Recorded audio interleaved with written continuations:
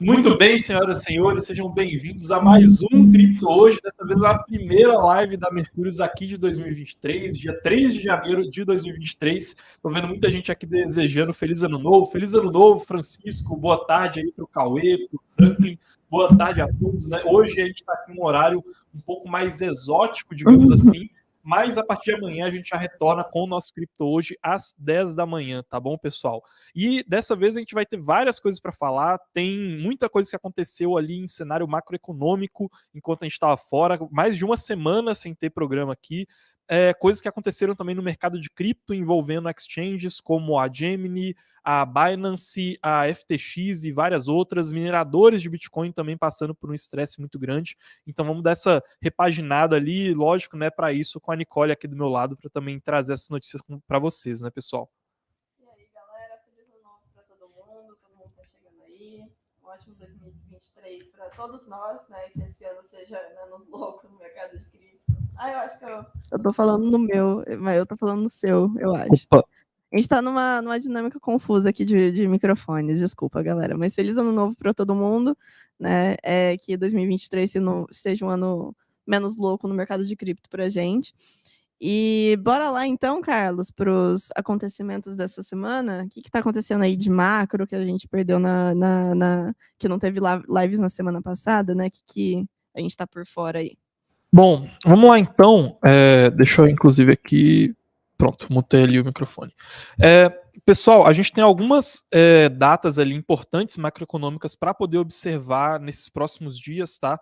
Então, principalmente a gente teve a liberação de alguns PMIs ali da indústria da China, dos Estados Unidos, da Inglaterra também, tá? Os PMIs que são dados que apontam o aquecimento ou esfriamento de um setor econômico, com variar se eles saem acima de 50, o que indica um aquecimento, e abaixo de 50, o que indica uma contração. Aqui na minha tela vocês estão vendo alguns dos que foram liberados no dia 2, né, ou seja, ontem, da indústria europeia, dos Estados Unidos e também da China, né? E eles vieram um pouquinho abaixo dos 50, mas nada muito abaixo do esperado, né? Tanto que a gente não teve uma volatilidade tão grande assim nos mercados. Para os próximos dias, quais que vão ser os principais acontecimentos, né? Digamos assim. A gente vai ter na quarta-feira a liberação da ata do FONC, né? Ou seja, o comitê lá do Federal Reserve. Então, estou compartilhando aqui com vocês onde vai ser liberado esse dado, né? Então, vai ser o primeiro que a gente talvez tenha que observar ali. Então, amanhã, por volta das 16 horas, essa ata já vai ser liberada. Vai mostrar um pouco para a gente das perspectivas do Fed. Então, o primeiro acontecimento bem importante aí. Depois disso, quando a gente chegar ali no dia, deixa eu ver aqui, dia 6, né? Dia 6 a gente vai ter mais algumas divulgações muito importantes também. Ou seja, ali na sexta-feira, né? E a gente vai ter divulgações de pedidos iniciais por seguro-desemprego e também algumas divulgações do payroll, né, que são os principais dados com relação ao mercado de trabalho lá nos Estados Unidos. Com isso também saem alguns outros dados relacionados à inflação dos salários, à movimentação deles, e aí vão mostrar para a gente um pouco mais de como que está esse cenário do mercado de trabalho nos Estados Unidos. Então, no dia 4 sai a ata do FONC, dia 6 sai payroll e relatório de emprego, tá? E depois, só lá no dia 12, que a gente vai ter a divulgação do próximo índice de preços ao consumidor lá dos Estados Unidos, né? Ou seja, a divulgação da próxima medida da inflação norte-americana. Então fiquem com essas datas já na cabeça de vocês, né? Dia 4, dia 6 e dia 12 vão ser dias especiais aí das lives que a gente vai fazer tanto no dia quanto no dia seguinte, né? Mostrando como que o mercado reagiu a isso, falando um pouco mais sobre alguns dados que, caso venham diferente do esperado, podem. Opa, acho que eu não estava compartilhando minha tela aqui. Deixa eu ver, eu acho que o pessoal conseguiu ver pelo menos uma parte aqui.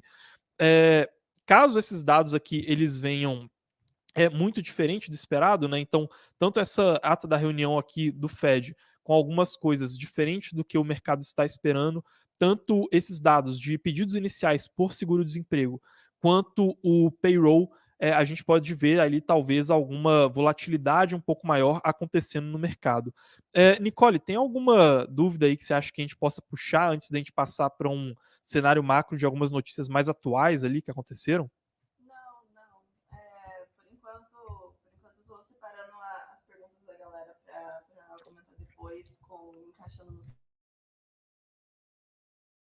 e eventualmente a gente puxa a dúvida de vocês. Eu fui trocar o microfone. Mas podem comentar aí as dúvidas de vocês, que eventualmente a gente vai pegando elas, né, para bater com os temas que a gente está falando. Mas, bom, essas foram as próximas datas importantes, né, para os eventos macroeconômicos que vão ter ao longo desse mês, né, e dos próximos meses. Então, o que a gente acha, Carlos, do que aconteceu em 2022 e, né, com base em tudo isso que vai acontecer, em tudo que a gente aconteceu e que já aconteceu, quais são as nossas perspectivas para esse ano aí que está entrando agora? Vamos lá então, eu vou mostrar um pouco para você sobre o que aconteceu em uma meio que retrospectiva sobre esse cenário de macroeconomia no mundo, né, como um todo. Tem algumas notícias interessantes aqui, só que eu vou puxar do que acabou de acontecer, né? Eu falei de algumas datas importantes que a gente está esperando, mas basicamente a gente teve agora, nessa última semana, um mercado macro um pouco mais morno, né, digamos assim. Eu estou mostrando aqui para vocês que a produção industrial na China ela contraiu mais um pouco, então a gente teve todo esse setor ali respondendo um pouco ao que eram aquelas notícias relacionadas ao Covid, né, e que a gente já vinha mostrando aqui para vocês, que um fechamento maior da China poderia acabar refletindo em um desaquecimento um pouco maior da economia chinesa, mas até aí nada de muito diferente do esperado. A gente também teve, logo agora no comecinho do ano, ali, dia 1, dia 2, algumas ações europeias respondendo um pouco melhor a crise energética que, da perspectiva de alguns analistas de mercado, ela estava ficando um pouco menos grave, digamos assim, óbvio, é uma melhora marginal, mas que junto com alguns outros dados também fizeram com que essas ações tivessem uma performance um pouquinho melhor, mas de novo, nada de muito diferente do que a gente via no resto do mercado, né? E aí, inclusive, vou compartilhar aqui com vocês estão vendo aqui na tela os gráficos, tanto do S&P quanto do índice da Nasdaq, né? Aqui ele está pegando desde agosto, né? Eu vou dar um zoom aqui, vocês vão reparar que nesses últimos dias a gente ficou mais ou menos no 0 a 0, né? Se a gente for comparar ali com o dia 23, que foi quando a gente fez a nossa última live, e comparar com relação ao cenário que a gente está tendo agora nessas bolsas, a gente não teve uma variação tão grande. Mas o que é interessante a gente trazer aqui é que o fechamento desse ano de 2022, e agora eu estou mostrando para vocês uma matéria do Wall Street Journal, ele trouxe para a gente uma mudança de perspectiva econômica para investimentos, e ele também está mostrando uma certa contradição entre o que os investidores acham e o que o Fed acha que vai acontecer com a economia. Então, a gente teve uma performance muito ruim de um portfólio que ele é considerado um dos mais clássicos do mercado financeiro, que é um conjunto entre ações da Bolsa de Valores dos Estados Unidos e bonds americanos, né, que são uma forma de renda fixa, e eles tiveram uma performance muito ruim historicamente, né, se a gente for pegar esse portfólio composto. Isso fez com que muitos investidores começassem a questionar essas estratégias e começassem a formular novas perspectivas, novas regras para tratar os investimentos daqui para frente, né? Tem até alguns relatórios macroeconômicos que eu posso trazer aqui, vou trazer, né, ao longo dessa semana, tanto de Goldman Sachs quanto de BlackRock, várias outras instituições que mostram um pouco dessas diferentes perspectivas. Mas o fato que está ficando cada vez mais claro para os investidores é que, olha, parece que agora o jogo mudou, né? O jogo está diferente do que ele costumava ser nesses últimos 15, 20 anos, né? Digamos assim. E aí, tem um trecho específico dessa matéria do Wall Street Journal que eu achei bem interessante, estou trazendo aqui para vocês, que ele fala justamente sobre essa contradição. Então, ainda não foi decidido, digamos assim, qual que seria um consenso do que vai acontecer no mercado daqui para frente em termos de gravidade da situação. Praticamente todo mundo concorda que vai vir uma recessão.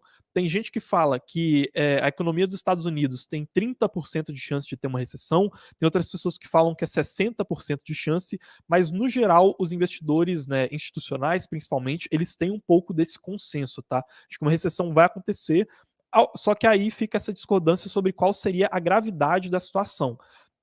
Esse gráfico aqui que eu estou mostrando para vocês, ele mostra qual que é a expectativa do Fed e qual que está sendo a precificação do mercado para elevação da taxa de juros curta, né? Ou seja, essa taxa de juros que a gente está acostumado a ver nas notícias, né? Que a gente sempre olha se o Fed vai aumentar em 0,25% ou 0,5% ou 0,75% e assim por diante, e aí comparando essas duas perspectivas, né? Ali na linha vermelha a gente vê a perspectiva do Fed, né? Ou seja, de acordo com a projeção divulgada pelo Fed, quanto que ele acredita que vai estar a taxa de juros em cada um desses períodos. Vocês estão vendo ali que esse gráfico ele vai do comecinho de 2022 até o final de 2023. E do outro lado a gente tem né, na outra linha aqui, nessa linha azul, a gente vê a perspectiva do mercado. Ou melhor, isso aqui vai até o final de 2024, tá? Não até o final de 2023, só para melhorar aqui a perspectiva. E o que é interessante entender aqui? Que existem alguns cenários em que o mercado está precificando que a piora da economia não vai ser tão grande quanto o Fed acha que a economia vai piorar. Porque se a gente tem uma taxa de juros mais alta, é justamente um sinal que o Fed acha que vai ser mais difícil até o final de 2024 conseguir controlar esse cenário de inflação, tá? Então, essa é a grande contradição que o mercado todo está olhando agora. O próximo aumento da taxa de juros lá dos Estados Unidos, ele vai acontecer só no dia 1 de fevereiro, tá? Então, ainda tem muitos dados que o mercado vai olhar antes de começar a precificar isso com mais força. Atualmente, a maior parte do mercado acha que a gente vai ver um aumento de 0,25%. Também tem uma parte que acha que o aumento vai ser de 0,5%. Mas, igual eu falei para vocês, aquelas 3 datas muito importantes, né, que vão ser dia 4, dia 6 e dia 12 vão ser bem interessantes para a gente ver como que o mercado vai reagir a elas para poder definir, né, e refazer essas previsões que estão sendo feitas até agora, mas que até o momento não se chegou em nenhum consenso, né, digamos assim. Mas de cenário macro, por enquanto era basicamente isso, né, fazendo ali uma recapitulação do que aconteceu nessas últimas semanas, mas como eu disse, né, ao longo dos próximos dias eu vou trazer para vocês mais alguns relatórios macroeconômicos bem interessantes, alguns gráficos interessantes para mostrar para vocês também, e que falam um pouco de como está essa leitura, digamos assim, do mercado, né, por vários analistas diferentes ao redor do mundo. Nicole, antes da gente passar então agora para as notícias mais voltadas para o mercado cripto mesmo, né, que a gente vai falar de corretoras, a gente vai falar da situação dos mineradores de Bitcoin e também vai falar de algumas criptos que estão em risco. Tem alguma dúvida do pessoal com relação a essa parte macroeconômica?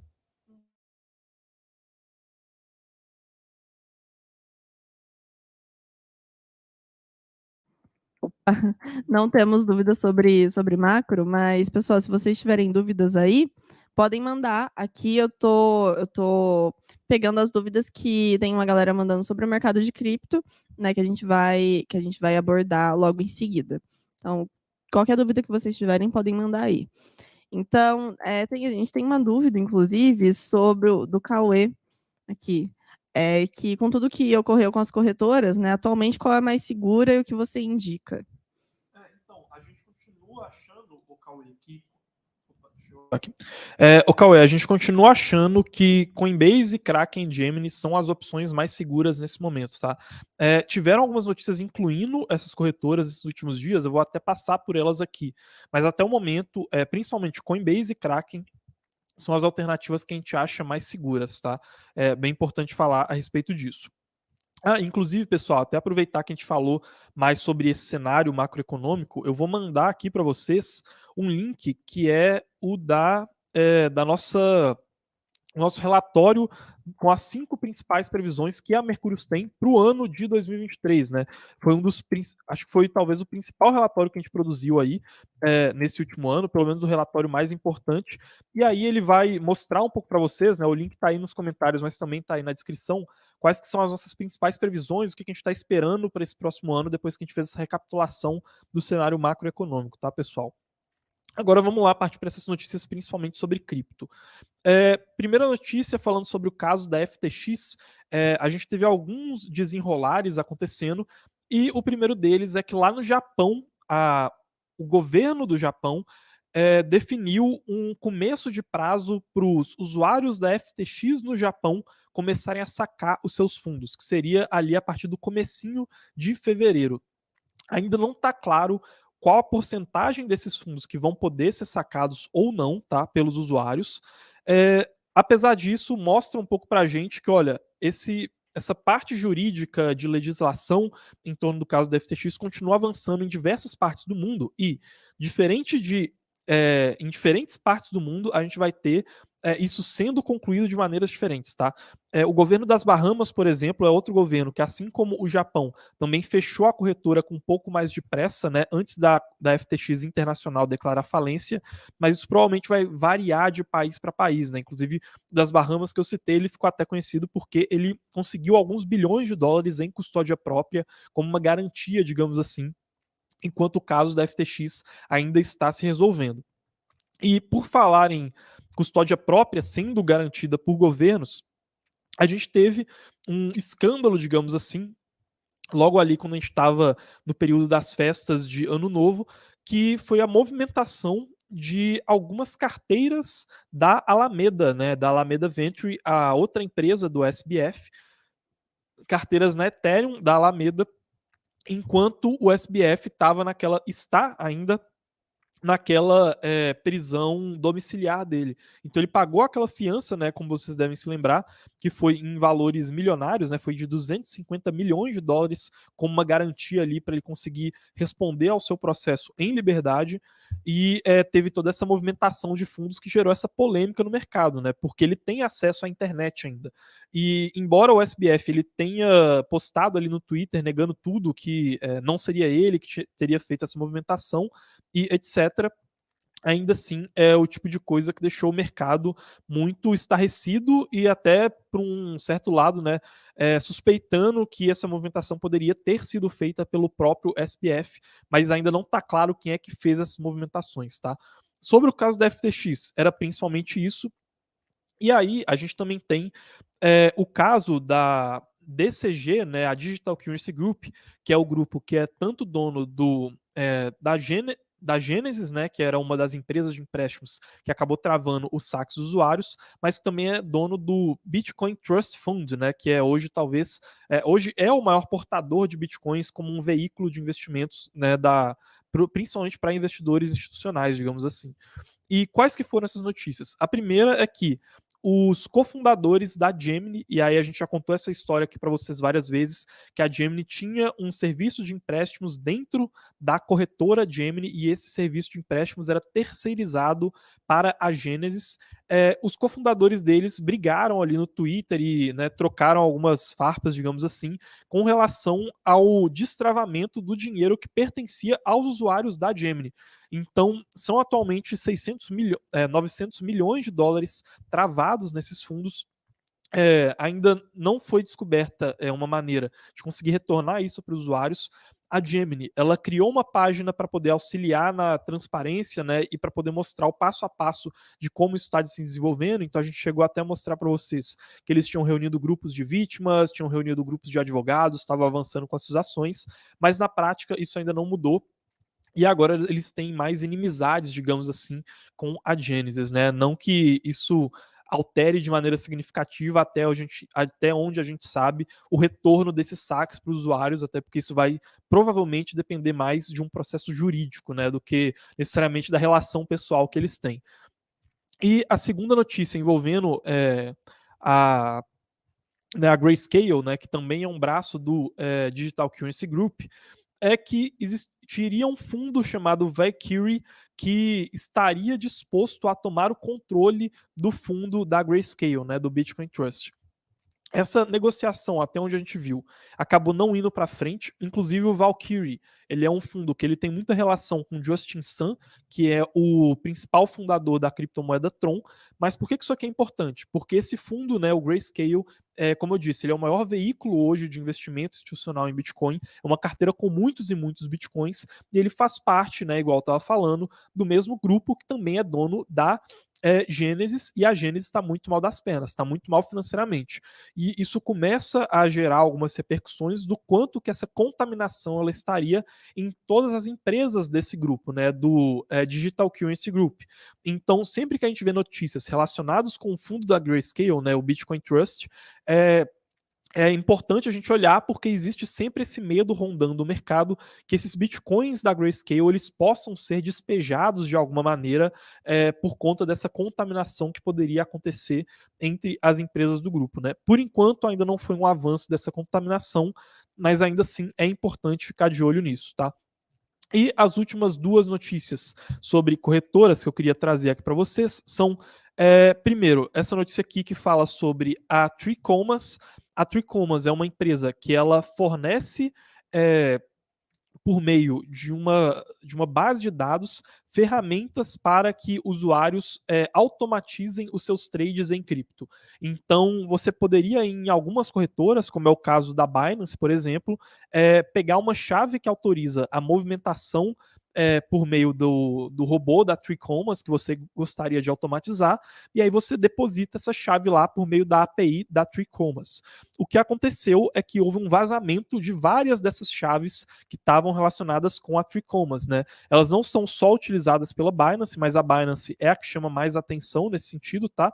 Tanto que o CZ, ele fez um tweet lá alertando as pessoas, olha, todo mundo que tem uma dessas APIs e que pegou essas chaves aqui na Binance para poder usar lá na Tricomas, desabilitem imediatamente essas chaves aqui na Binance, porque a Tricomas ela pode não ser mais segura, né? A Binance só não vai fazer isso nativamente, porque o usuário pode ter colocado essa chave na Tricomas, mas pode ter colocado ela também em qualquer outro serviço que não tenha vazado, né?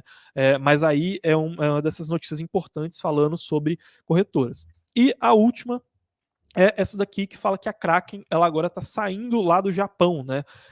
Deixando principalmente uma concorrência mais aberta para a Binance.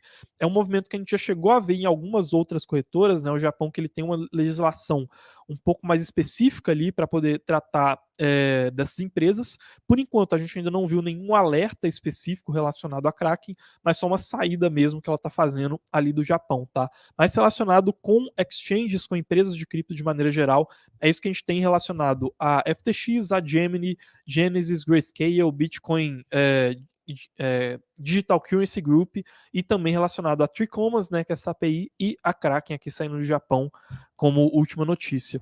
Aproveitando esse assunto aí, né, sobre a segurança das corretoras, né, e etc., tem uma pergunta aqui do Crypto Game. A gente não vai falar o que aconteceu com o dev do Bitcoin Core. O que aconteceu, né, é um assunto que ainda não está tão falado assim, mas o que aconteceu foi que um desenvolvedor, né, da Bitcoin Core, ele foi hackeado, né, a chave dele foi comprometida e os fundos dele, alguns bitcoins que ele tinha, né, foram pegos, né, pelas mãos desse hacker. E isso colocou, né, uma discussão muito importante dentro de toda a comunidade de Bitcoin e cripto dentro do Twitter sobre se esse cara, né, que é considerado um dos desenvolvedores do Bitcoin Core, ele provavelmente tem um cuidado maior com a segurança, né, com a autocustódia que ele coloca em prática. E se a cripto desse cara foi comprometida por conta de um vazamento de chave, então é um alerta muito grande, né, para todo mundo que não tem tanta expertise quanto ele, que é a maioria das pessoas que está hoje em cripto, né? E isso veio à tona uma discussão muito muito importante sobre a custódia, né, a delegação de custódia ou fazer a autocustódia. E a gente vê que hoje, qualquer um dos dois, você precisa ter um cuidado muito grande. Tanto com quem você confia para colocar, né, as suas criptos, quanto também como você faz essa autocustódia, né? Onde que você está guardando essa chave? Se você não se mandou no seu e-mail, por exemplo, você não deveria mandar sua chave no seu e-mail, você não deveria mandar ela no WhatsApp, você sabe, existem passos, né, que você precisa fazer ali para ter uma boa autocustódia. E mesmo assim, existem riscos que você pode estar correndo em fazer isso, e ao mesmo tempo existem riscos que você corre quando você coloca as suas criptos em uma corretora, né, específica, que pode acontecer o que aconteceu, como, por exemplo, com a FTX. Então, é muito importante vocês terem cuidado, estudar bastante isso, né? É o tópico mais delicado que a gente vê em cripto, porque não adianta você investir em ativos muito bons, que vão te render muitos frutos no longo prazo, se você vai perder todas essas criptos, né? Esses tokens não são mais seus. Então é um assunto muito importante, fica aqui o alerta para todo mundo. Vamos estudar bastante isso, né, para não acontecer com você. Mas adiante, né, aproveitando que peguei aqui o assunto de Bitcoin, existe o problema, né, com os mineradores do Bitcoin hoje, com a falta de rentabilidade, né? O que temos de novidade quanto a isso, Carlos? Nicole, só confere para mim, por favor, se a gente teve alguma dúvida relacionada a essa questão das corretoras, para a gente puxar antes de prosseguir, sobre corretoras seguras, ou você acha que a gente já pode ir para do Bitcoin mesmo? Tem, ó, tem a galera falando de autocustódia, né? Mas de corretora específico, só aquela pergunta mesmo sobre quais são as corretoras mais seguras hoje. Bom, vamos lá então. Vou passar aqui para vocês as principais notícias que a gente teve relacionadas então a esse tópico de Bitcoin, viu, pessoal? Vou compartilhar com vocês 4 notícias. A primeira é essa daqui. A gente teve a BlackRock anunciando que ela vai ser um dos principais credores da Core Scientific. A Core Scientific, que já chegou em um momento a ser a maior mineradora de Bitcoin do mundo, mas que ela está sofrendo muito com problemas financeiros, né? Então, foi criada uma linha de crédito de 75 milhões de dólares. Desses 75 milhões, 17 milhões são da própria BlackRock, né? A BlackRock, que, para quem não sabe, é a maior gestora de ativos financeiros hoje do mundo. E, por conta disso, ela também se colocou ali, né, como uma das ajudantes desse empréstimo para tentar salvar essa empresa. E aí, o que é interessante falar aqui? A gente está tendo um estresse que ele continua muito grande dentre essas grandes mineradoras de Bitcoin, tá? Então, eles ainda estão sofrendo bastante com isso. A Core Scientific não é um caso isolado, então a própria Argo, que também é outra empresa de mineração de Bitcoin e que tinha as suas ações listadas na Nasdaq, ela também suspendeu o trading dessas ações, né? Então, eles se retiraram ali publicamente, digamos assim. E a gente teve também até anúncios de que ela também poderia ser adquirida pela Galaxy Digital, né, no caso que é outra empresa do setor de cripto.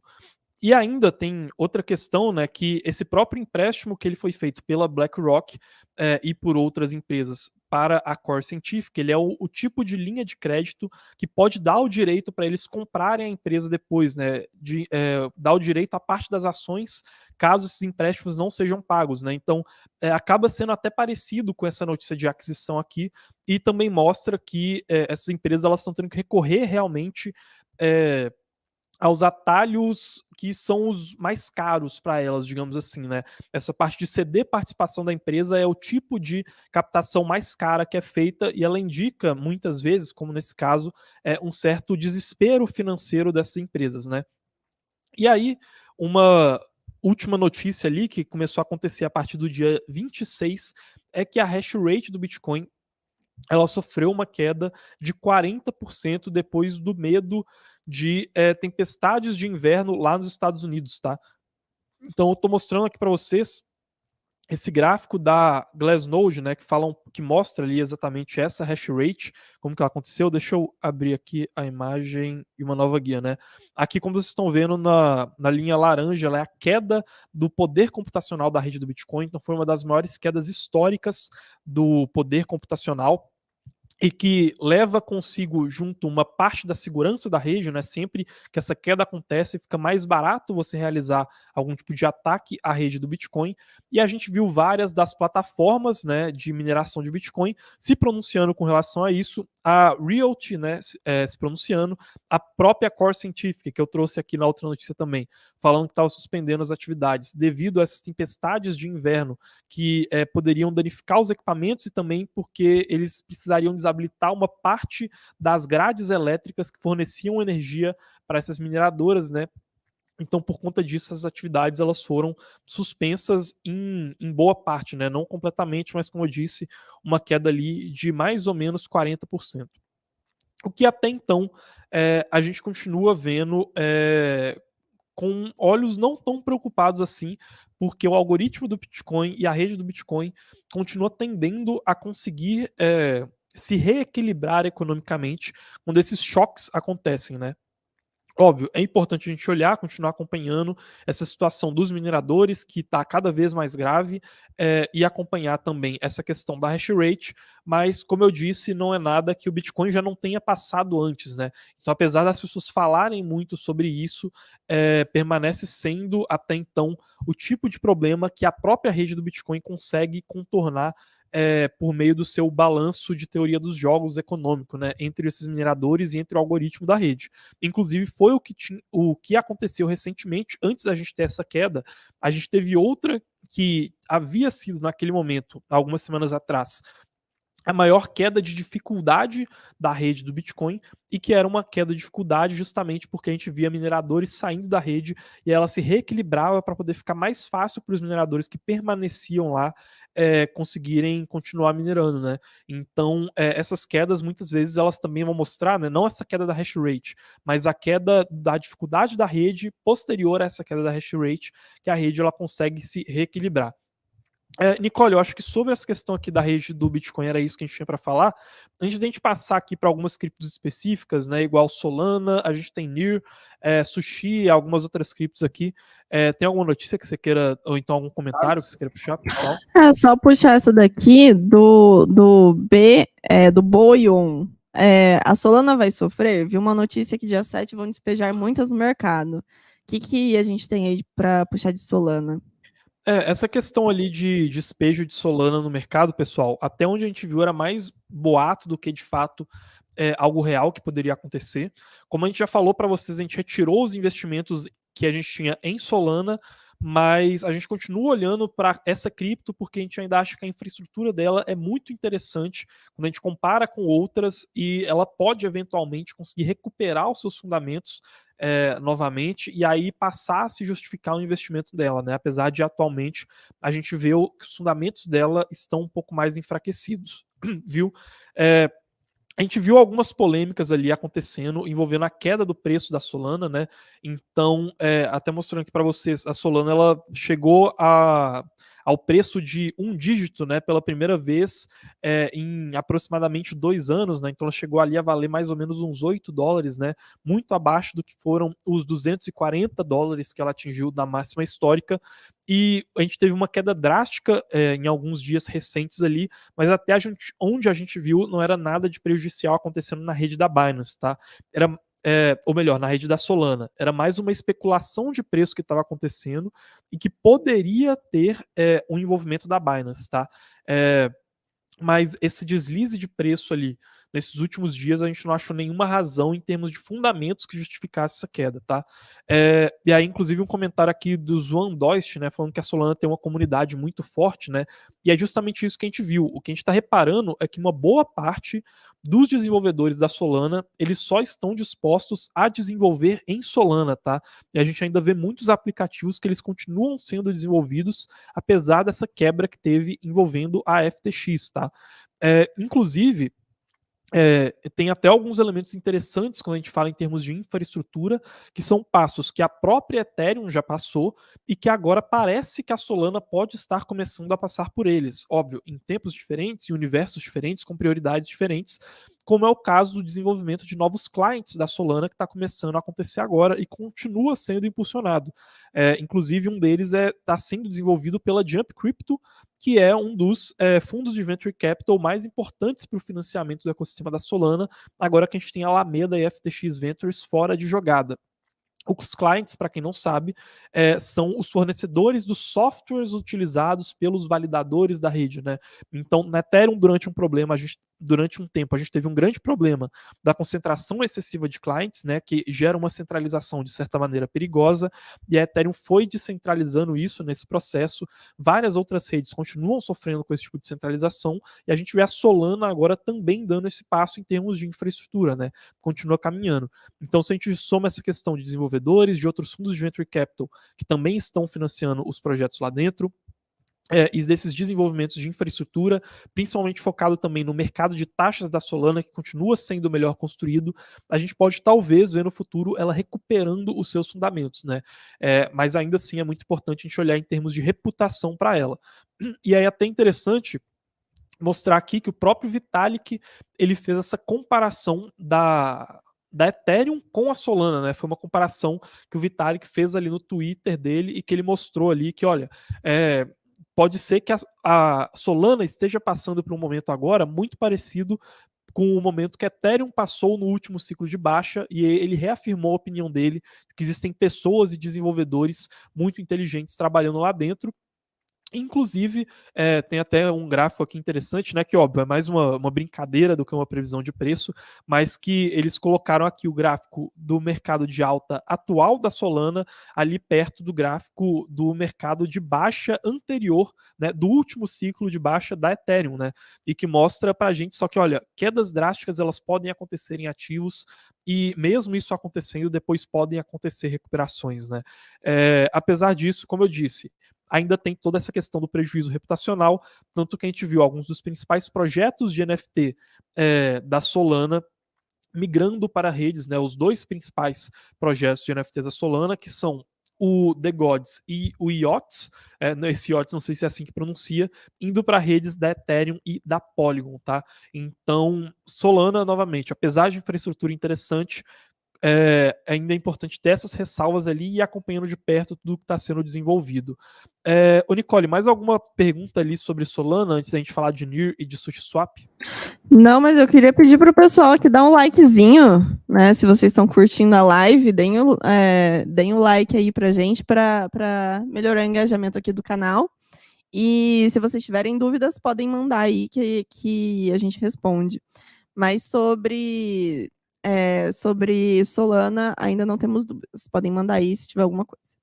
Eu tô vendo aqui, a gente tá com quase 500 pessoas assistindo a gente, 220 likes. Ô, pessoal, vamos bater pelo menos os 300 likes, vai, estamos voltando aí, quase uma semana de férias, para poder trazer o conteúdo para vocês. Então, se está sendo útil a live para vocês, pessoal, por favor, ajudem a gente aí a bater pelo menos os 300 likes, viu? Mas vamos falar aqui dos outros dois projetos. Aqui, então. só rapidinho aqui, temos uma pergunta do Zuanduist. Vocês acham que a Polygon pode dar uma balada na Solana com as NFTs? Sim, acho que pode abalar em parte, sim, viu, o Zwanduist.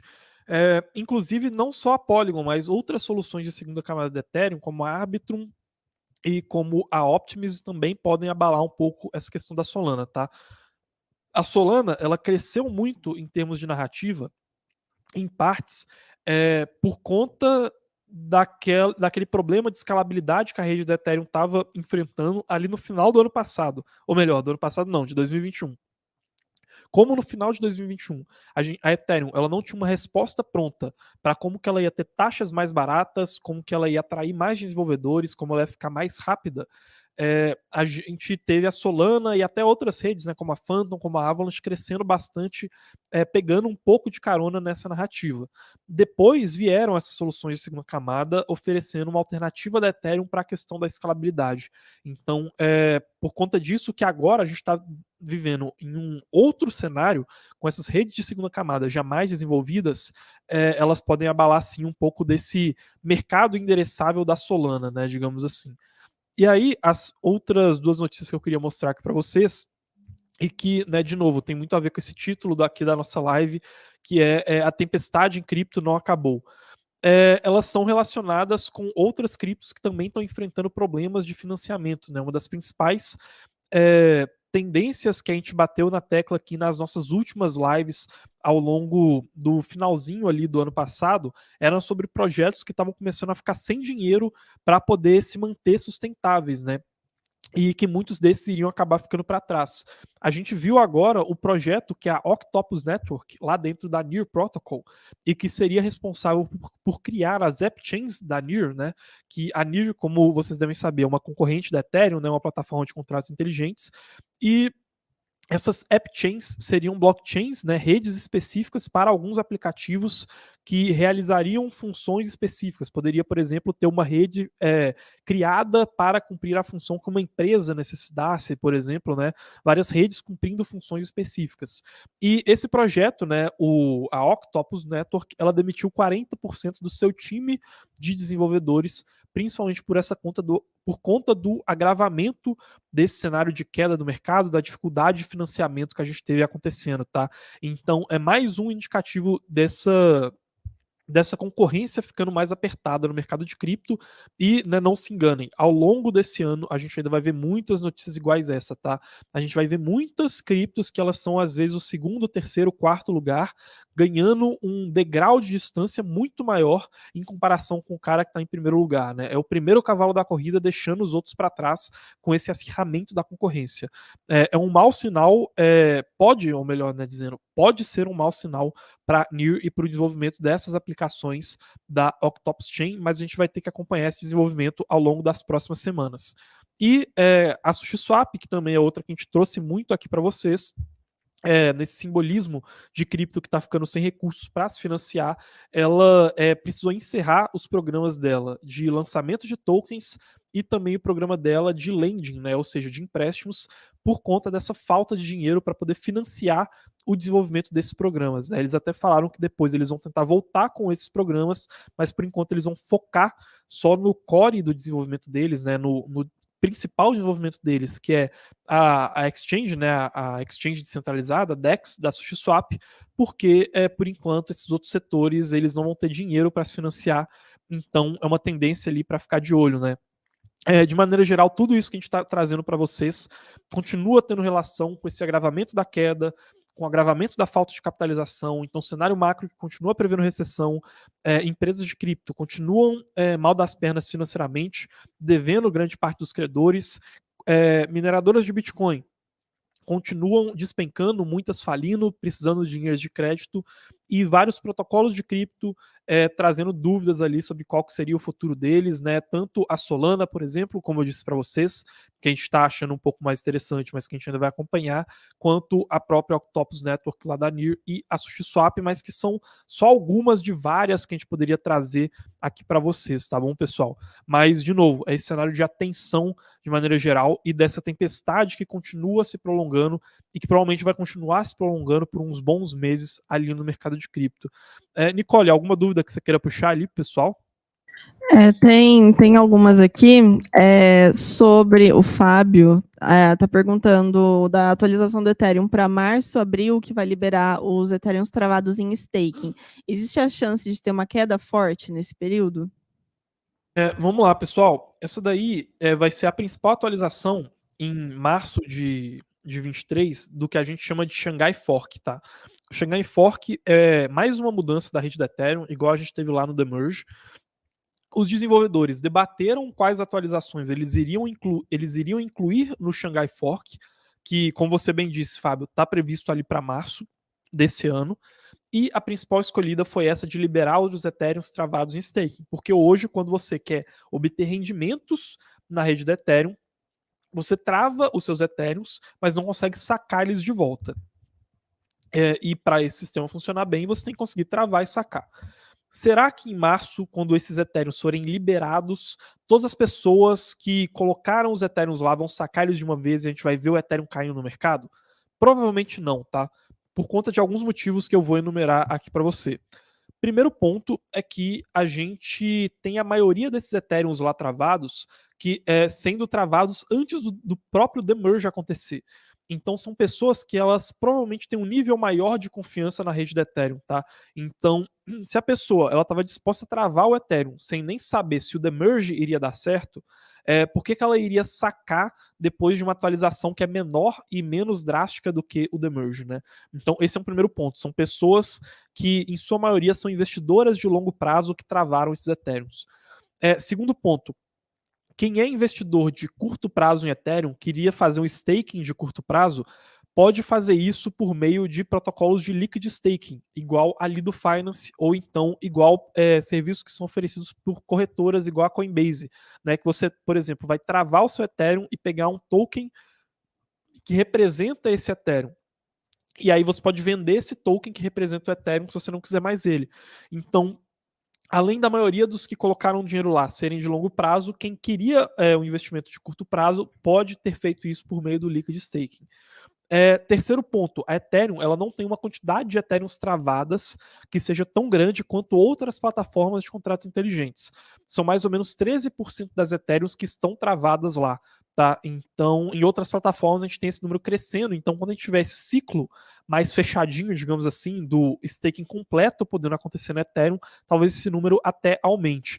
E o quarto ponto é que eles não vão ser todos liberados de uma vez, tá? Então, aos poucos, esses Ethereums eles vão ser liberados com essa atualização. Então, isso invalidaria um despejo muito grande acontecendo de uma vez só, tá? Mas, inclusive, esses 4 pontos que eu citei aqui, eles também são bons para o Ethereum em termos de fundamentos, tá? Então, mesmo que eventualmente, ainda assim, esse despejo ele fizesse com que o preço de Ethereum caísse, para a gente seria muito mais uma oportunidade surgindo diante de uma irracionalidade do mercado do que necessariamente um mau sinal para Ethereum, tá bom, Fábio?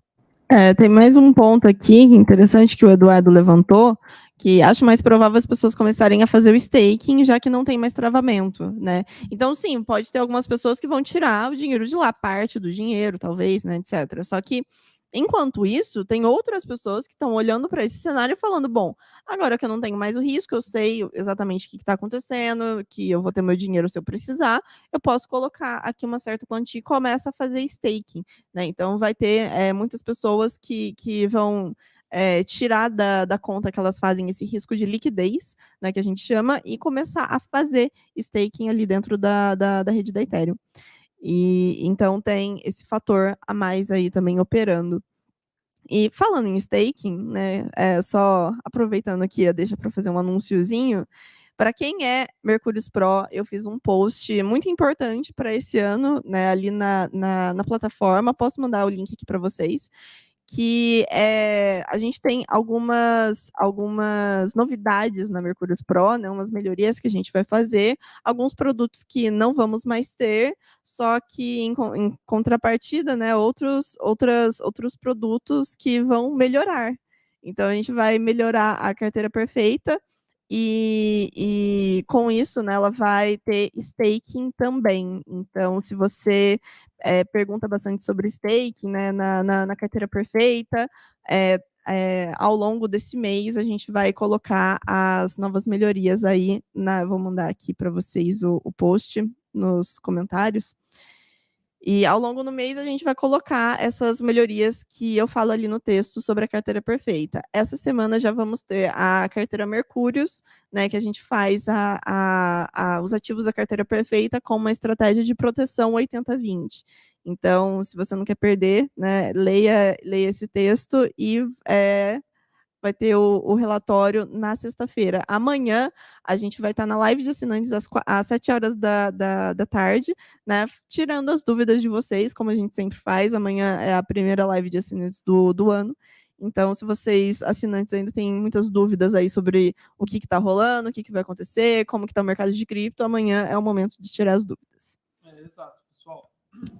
É exatamente isso, né? Então, vou mandar aqui também para vocês o link para quem quiser fazer parte da Mercúrios Pro, né? Esse texto aí que a Nicole postou, ele é exclusivo para os assinantes da Mercúrios Pro e, né, falando justamente sobre isso, então a gente vai ter uma repaginação completa de tudo que é oferecido lá na Mercúrios Pro e já começando por essa carteira que agora vai ter muito mais maneiras de aumentar os rendimentos dela, né? Igual ela mesma falou, do staking, além das estratégias de opções e alavancagem que a gente já tinha, e agora de uma maneira muito mais simples para vocês assinantes. Para quem quiser se tornar Mercúrios Pro e quiser ter acesso a todas essas melhorias, a nossa carteira, ao nosso curso completo de como investir de maneira fundamentalista, visando o sucesso de longo prazo no mercado cripto, é só entrar nesse link que está aí na descrição e também está nos comentários, viu, pessoal?